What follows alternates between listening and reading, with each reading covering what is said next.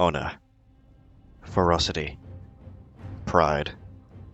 3 words that many orcs live by. But where did these orcs come from?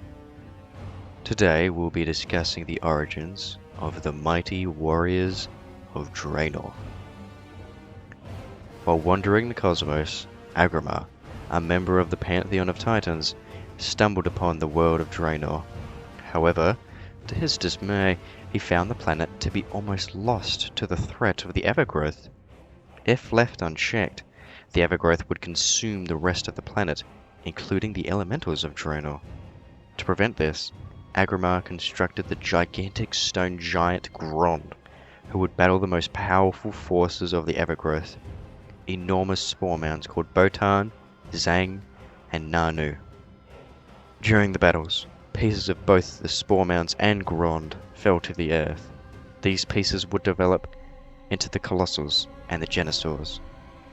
Eventually, Grond did defeat Zang and Nanu, but he would fall to Botan. Still, the children of both Grond and the spore mounds would continue to fight for Draenor.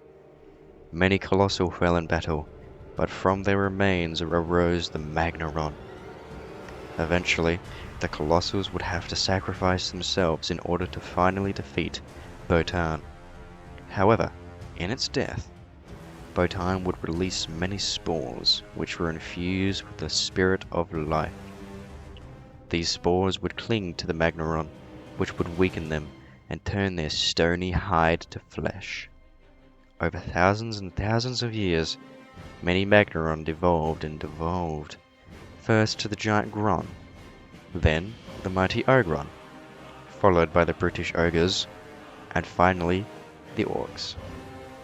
With each step down, the creatures did lose size and strength, but they made up for it with intelligence, which meant that the orcs had the highest intelligence and had the strongest sense of community. However, the size and power difference between each evolution was still very significant, so the Gron and even many Ogron were still the dominant force on Draenor. The ogres did eventually revolt against their Ogron masters, eliminating almost all Ogron and Gron from the world. This meant that orcs and ogres alike no longer needed to live in fear. The orcs emerged from their underground caverns and began to form many different tribes, such as the Blackrock, Warsong, Frostwolves, and Shadowmoon. I feel like there's a good point to leave it any further, and it'd be more like the history of orcs rather than the origins of them. This is the first part of a mini-series where I'll be sharing the origins of other races in WoW. Thank you to everyone for watching. Bye bye!